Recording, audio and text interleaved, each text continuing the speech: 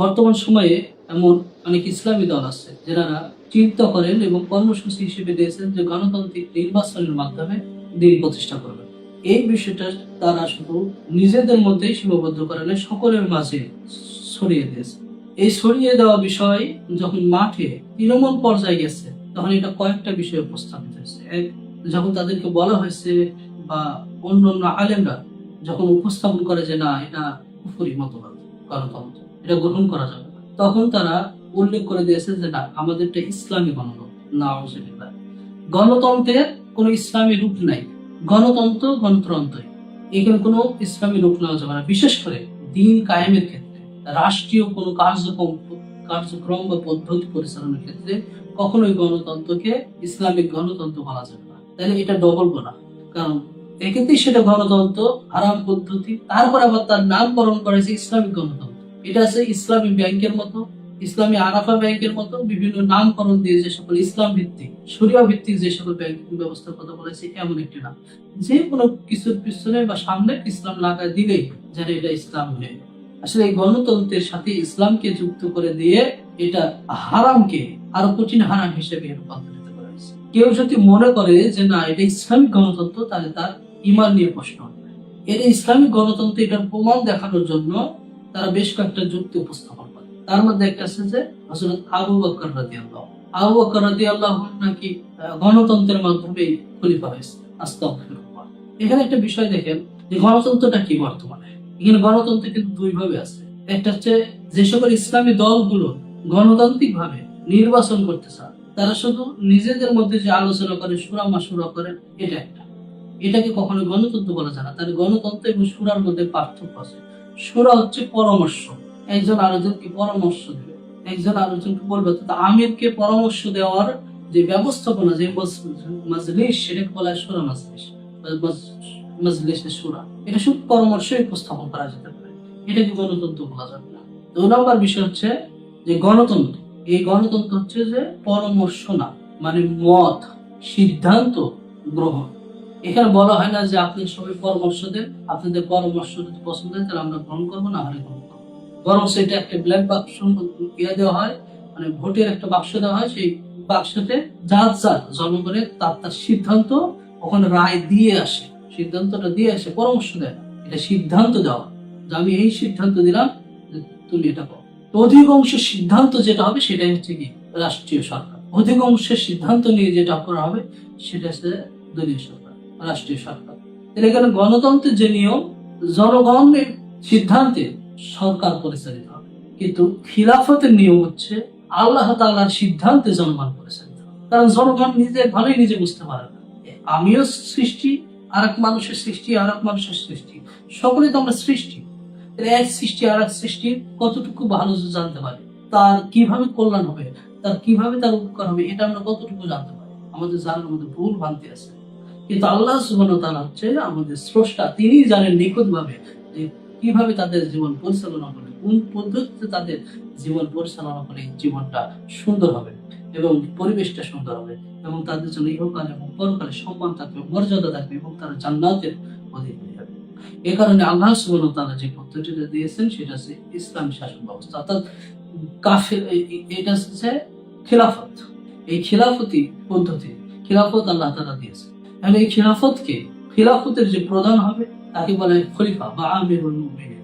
আবু বকর রাদিয়াল্লাহু আনহুর ক্ষেত্রে যে দলিলটা তারা উল্লেখ করে, যদি সেই দলিলটা আরেকটু পর্যালোচনা করে দেখা যায়, যে তাদেরকে জিজ্ঞাসা করা হয় যে আবু বকর রাদিয়াল্লাহু আনহু গণতান্ত্রিক ইসলামী গণতন্ত্রের মাধ্যমে যে খলিফা হয়েছিলেন বা আমির হয়েছিলেন, এটা প্রমাণ। সেই প্রমাণ হিসেবে আপনি আমাদেরকে দেখান যে সেই গণতন্ত্রে, ইসলামী গণতন্ত্রের মধ্যে আবু বকর রাদিয়াল্লাহু আনহুকে যেভাবে খলিফা নির্বাচন করেছিল সেটা যদি গণতন্ত্রই হয়ে থাকে, এখন কি যদি সেটা গণতন্ত্র হয়ে থাকে, তাহলে সেই গণতন্ত্রে অর্থাৎ আবু বকর রাদিয়াল্লাহু আনহুকে খলিফা হওয়ার জন্য, সরকার হওয়ার জন্য কোন কোন মুশরিকরা সেখানে উপস্থিত ছিল এবং আবু বকর রাদিয়াল্লাহু আনহুকে ভোট দিয়েছে, সমর্থন করেছিল। কোন ইহুদি সেখানে উপস্থিত ছিল এবং সমর্থন দিয়েছে। কোন খ্রিস্টান সেই মজলিসে উপস্থিত ছিল এবং সমর্থন দিয়েছিল। সেই নামগুলো আপনারা তৈরি করে আমাদের মাঝে দিলেন। অর্থাৎ খলিফা নির্বাচনের সময় কোন ইহুদির পরামর্শ, মত, সিদ্ধান্ত নেওয়া হয় নাই, কোন কোনো খ্রিস্টানের মত সিদ্ধান্ত পরামর্শ গ্রহণ করা হয় নাই, কোনো মুশরিক ইহুদির মত পরামর্শ গ্রহণ করা হয় নাই, সিদ্ধান্ত নেওয়া হয় নাই। সুতরাং এখন যে সকল গণতান্ত্রিক পদ্ধতিতে রয়েছে, যাকে ইসলামিক গণতন্ত্র বলা আছে, সেখানে সকলে মিলে এখানে ভোট দেয়। হিন্দু, বৌদ্ধ, খ্রিস্টান সকলে মিলে তাদের সিদ্ধান্ত, তাদের রায়, তাদের ভোটটা দেওয়া হচ্ছে। এখন এই বিষয়টা আল্লাহ সুবহানাহু ওয়া তাআলা কোরআনুল কারীমে অসংখ্য জায়গাতে বলছেন যে অন্ধ এবং চক্ষুমান কি সমান হতে পারে? জ্ঞানী এবং জ্ঞানহীন কি সমান হতে পারে? কখনোই না। একজন আলেম আর একজন সাধারণ ব্যক্তি কখনোই সমান হতে পারে। তাহলে সেখানে একজন মুসলিম এবং একজন অমুসলিমকে কি করে আপনার সমান করতে চান? এই গণতন্ত্র তো ঠিক এক সমান করে দিচ্ছে। যদি সেটাই না হয়, একজন আলেমের যদি ভোট দেয়, সে ভোটকে 10টা গুনবে, আর একজন বেধর্মী যদি ভোট দেয়, সেই ভোটটি কি একটা গুনবে?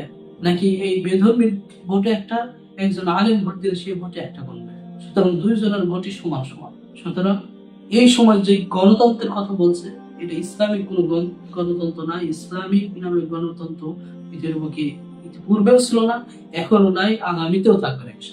এই গণতন্ত্রের মাধ্যমে একটা রাষ্ট্রের সরকার হওয়া সম্ভব, কিন্তু সেখানে ইসলামী খিলাফত ব্যবস্থা প্রতিষ্ঠিত করা কোনো ক্রমে সম্ভব না, কোনো দিনও এটা পারবে না।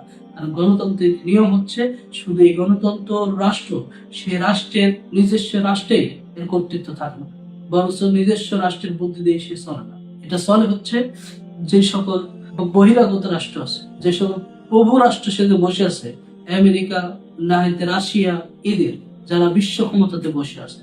অর্থাৎ যদি এই দেশে ইসলাম শাসন ক্ষমতা আসে, ইসলাম যদি সরকারও হয়, তবু এই দেশে কখনো ইসলাম প্রতিষ্ঠিত করতে পারে সম্ভব না। কারণ এর মূলে বসে আছে ইসলাম বিরোধী শক্তি। এখানে অধিকাংশ জনগণ যারা শয়তান দ্বারা পরিচালিত। আল্লাহ সুবহানাহু ওয়া তাআলা অধিকাংশ লোকদের ক্ষেত্রে বলছেন, আউযু বিল্লাহি মিনাশ শাইতানির রাজীম, বিসমিল্লাহির রহমানির রহিম, ওয়া ইন তুতি' আকসারা মান ফিল আরদি ইউদিল্লুকা আন সাবিলিল্লাহ। আল্লাহ তাআলা বলছেন, যদি তুমি দুনিয়ার অধিকাংশ লোকের কথা মতো চলো, তবে তারা তোমাকে আল্লাহর পথ হইতে বিচ্যুত করবে, আল্লাহর পথ থেকে তোমাদেরকে সরিয়ে দেবে, যদি তোমরা অধিকাংশ লোকের কথা শোনো। অল্প সংখ্যক লোক যারা থাকে তারাই আল্লাহর পথে থাকে। সুতরাং সব সময় দিনের জন্য যে লোকগুলো থাকে সেটা সংখ্যা খুব কম। আপনারা যদি বদরের দিকে খেয়াল করে দেখেন, সেদিন বদরের যুদ্ধে মুসলিমদের পক্ষে কতজন ছিল এবং বেধর্মীদের পক্ষে কতজন ছিল? উহুদ যুদ্ধের দিন মুসলিমদের পক্ষে কত লোক ছিল, বেধর্মীদের পক্ষে কত লোক ছিল? প্রত্যেকটি যুদ্ধের দিকে খেয়াল রাখবেন, দেখবেন যে মুসলিমের সংখ্যা সবসময় কম থাকে, আর বেধর্মীদের সংখ্যা, আল্লাহর দুশমনদের সংখ্যা বেশি থাকে। সুতরাং আপনার গণতন্ত্রের মাধ্যমে আল্লাহর দুশমন এবং আল্লাহর বন্ধু সকলকে আপনারা এক দাঁড়ি পাল্লাতে মাপছেন। সুতরাং এই পথটি অবশ্যই একটি গোমরাহী পথ। আল্লাহ সুবহানাহু ওয়া তাআলা এই পথ থেকে আমাদেরকে হেফাজত করুন এবং খিলাফতমুখী করুন। সকলকে আল্লাহ আমিন।